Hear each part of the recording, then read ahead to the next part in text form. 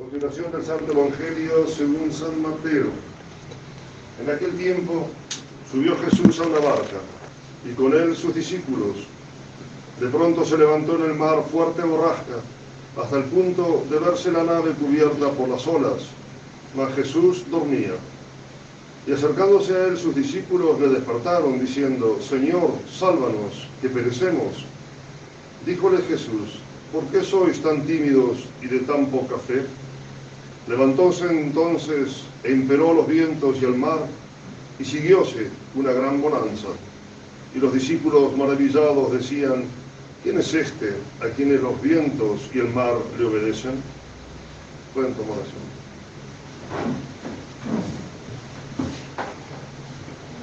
La epístola está tomada de la carta del apóstol San Pablo a los romanos. Hermanos, no debáis a nadie nada, sino el mutuo amor, porque el que ama al prójimo ha cumplido la ley. En efecto, no adulterarás, no matarás, no hurtarás, no dirás falso testimonio, no codiciarás. Y si algún otro mandamiento queda, en esta sentencia se haya resumido: amarás a tu prójimo como a ti mismo. El amor al prójimo no obra el mal.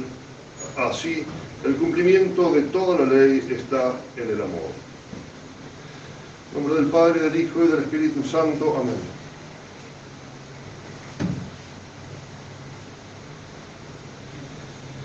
No sé si les habrá explicado el Padre Gabriel, en la última vez que estuvo, estos domingos que estamos celebrando, los domingos que son después de la Epifanía, se van a medir de acuerdo a cuándo cae la Pascua. La Pascua es una fiesta movible y de acuerdo si cae muy atrás, se van a rezar los 6 domingos después de Epifanía o se acortan.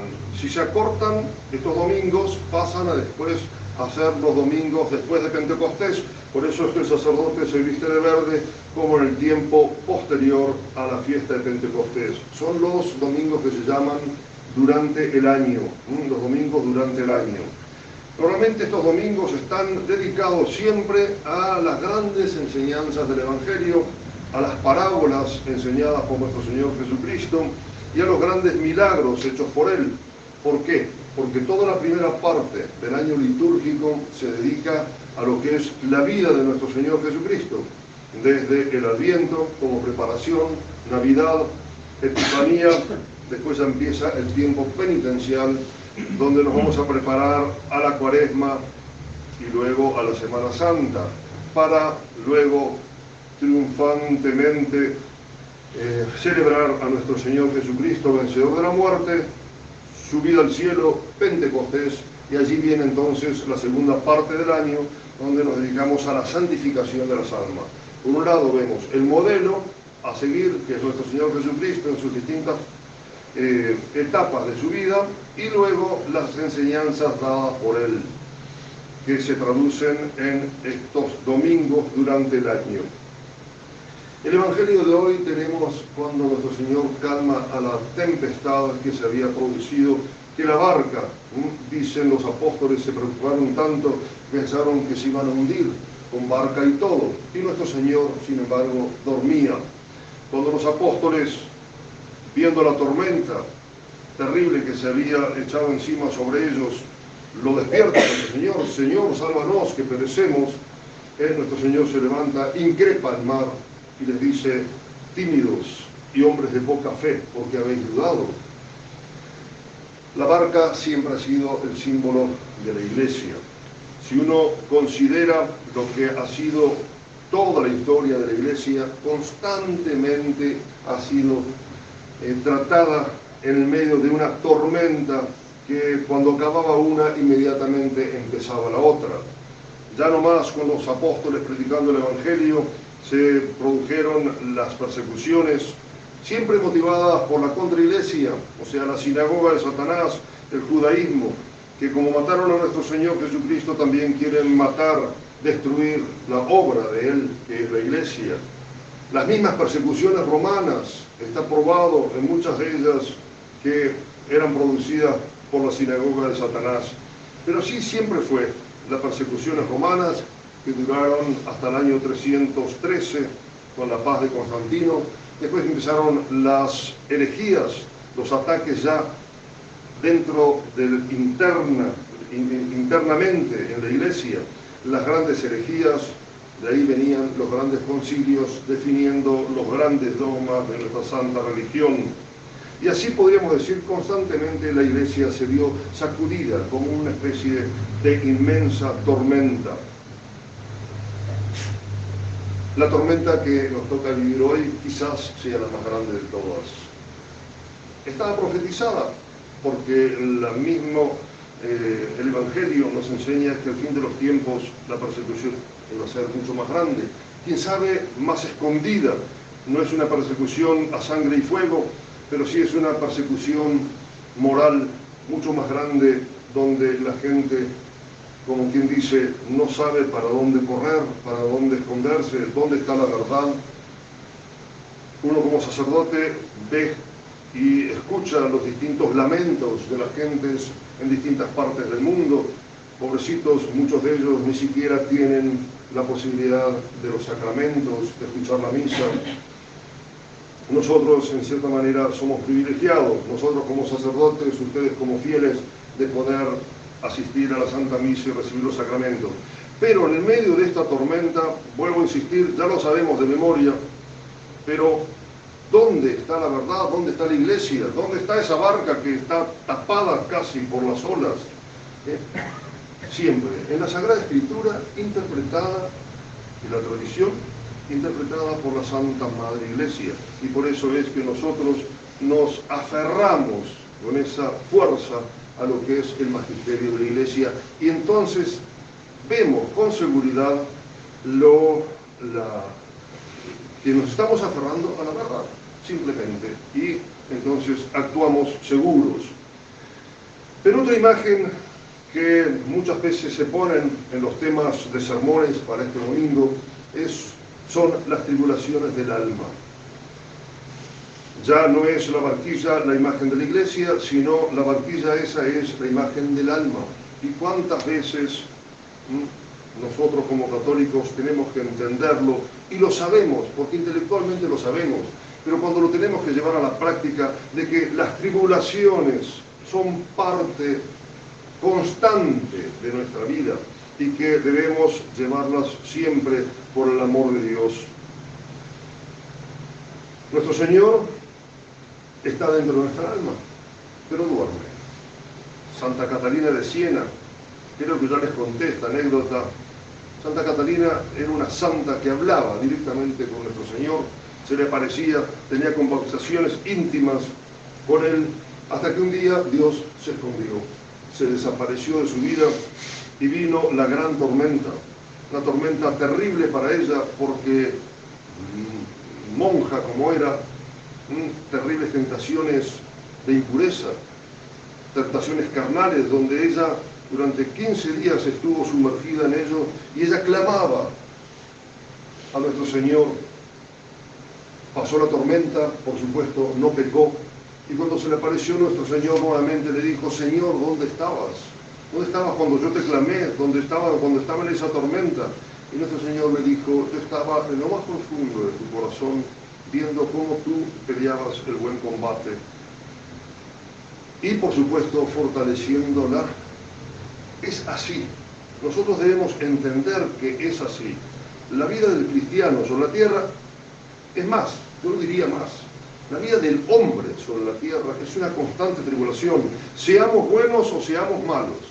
¿Por qué? Porque los malos también tienen sus tribulaciones, con la desventaja de que al no conocer el valor de esas tribulaciones, el valor de esos dolores, de esos sufrimientos, no los aprovechan y no tienen fruto y no tienen mérito. Nosotros, en cambio, católicos, cristianos, sabemos el valor del sufrimiento, el valor de la tribulación, el valor del buen combate. Milicia es la vida del hombre sobre la tierra, dice el libro de Job. Y cuando nos cuentan la historia de Tobías, cuando San Rafael se manifiesta como el arcángel que era en esa figura de peregrino, guiador del Tobías hijo, le dice: porque eras agradable a Dios, del Hijo hablando de su Padre. Era necesario que la tribulación te probase. Es el sistema que Dios ha querido para que nosotros lleguemos a Él. ¿Por qué? Porque siendo el pecado un placer ilícito, es por lo contrario al pecado que nosotros tenemos que llegar a Dios. Tal es así que hasta el mismo Dios usó ese sistema. Él se hizo hombre para salvarnos de la muerte eterna. ¿Qué se hizo? Se hizo hombre para sufrir, para poder sufrir y mostrarnos que el camino del cielo era ese. Ya muchas veces les he leído sobre este librito, El Kempis del Enfermo, pero está este prólogo pequeñito que se los quiero volver a leer. Como les vuelvo a decir, todo esto lo sabemos, pero uno que es sacerdote y que vive en este ambiente constantemente de lecturas espirituales uno lo lee y siempre encuentra algo nuevo, así que se los vuelvo a traer. Bienaventurados los que lloran. Bienaventurados los que lloran, dice Jesucristo. Bienaventurados los que ríen, dice el mundo. ¿Quién de los dos tendrá razón? ¿Cuándo comprenderemos que en realidad son gracias divinas lo que nosotros llamamos desgracias humanas? Bienaventurado el que sufre. En cambio, qué peligroso y terrible es ser feliz aquí en la tierra. La misma verdad infalible ha dicho: ay de vosotros los que ahora reís. No pienses como los niños. Creen estos que todo lo que les gusta es bueno y todo lo que les disgusta es malo. No pueden llamarse males los que nos proporcionan bienes mayores. Dios no permitirá que venga otra cosa, sino aquello que fuere para mayor bien nuestro, aunque nosotros no lo entendamos. Tiene el Señor un arte especial para sacar bienes espirituales de los males materiales. De la enfermedad sabe sacar salud, de la muerte vida. Aunque diere penas y castigos, se lo debemos agradecer, que siempre es para nuestra salud todo lo que permite que nos venga. Nunca nos hace sufrir por sufrir. Envía o permite un mal para darnos un bien mayor. Los dolores son bienes con apariencia de males. Mucho debe valer el dolor cuando para buscarlo Dios se hace hombre y por soportarlo el hombre se hace Dios. La gracia de las gracias, el mayor favor que después de incesantes ruegos me ha otorgado Dios por intercesión de María, decía San Juan Eudes, es sufrir mucho por Él. Cuanto Dios permite, es siempre lo mejor. El dolor es buen amigo, es un enviado de Dios. No lo recibas con mala cara. Te libra de muchos males y te facilita muchos bienes. Bienvenido sea. Tan grande bien es sufrir por amor de Dios, que no hay quien sea digno de esta merced, decía San José de Cupertino. Qué pena tan enorme es vivir sin penas en la tierra, exclamaba San Agustín. Aún por solas luces humanas supo ver Séneca las ventajas del dolor cuando él mismo dijo: nadie me parece tan infeliz como el que no tiene ninguna desgracia. No podría pedir a Dios que os libre de la cruz, decía Santa Margarita María de Alacoque, porque esto sería querer privaros del mayor bien que podemos tener en esta vida. El dolor no es un estorbo, sino un medio para alcanzar la perfección. Cuando peor me va por fuera, mejor me va por dentro. Señor, no me quitéis esta cruz hasta tanto que haya producido en mí el efecto que aguarda vuestra bondad. En resumen, el sufrimiento es una bienaventuranza, una fuente inagotable de bienes. Y termino con esto. ¿Cuántas veces nosotros, quizás inconscientemente, nos vivimos quejando de la cruz? Padre, rece por mí, porque tengo esta cruz. Si es para llevarla, para llevarla bien, bienvenida sea esa oración, hay que rezar por eso. Pero siempre digamos que Dios nos quite la cruz cuando ya haya cumplido el efecto por el cual Dios permitió que la llevemos. Y siempre entendamos que como católicos, como cristianos, se nos va a ir esta cruz y va a venir inmediatamente otra, porque la calma de esta tempestad que nos cuenta el Evangelio de hoy va a ser solamente en el cielo. Pero sí entendamos también eso, que mientras mejor llevemos la cruz, más mérito hemos ganado, porque las cruces, las tribulaciones, la tormenta en definitiva, están puestas para que nosotros conquistemos el cielo, fabriquemos ese tesoro que lo vamos a gozar en el cielo, en la bienaventuranza eterna, para siempre y para siempre. Digamos a la Santísima Virgen entonces, que en el día a día, porque las cruces son cosas de día a día, y cómo cambian esos días. Hace poco una familia perfectamente normal, constituida, un cáncer a una de las hijas, y les cambió totalmente la vida. Y cuando los muchachos vienen a quejarse, entre comillas, delante mío, yo les digo, ¿no se dan cuenta que estos son los caminos de Dios?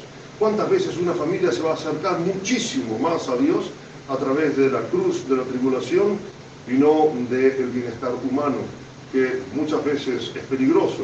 Y normalmente, y por la experiencia lo podemos decir, que los bienes de la tierra nos alejan de Dios, y en cambio las tribulaciones nos acercan.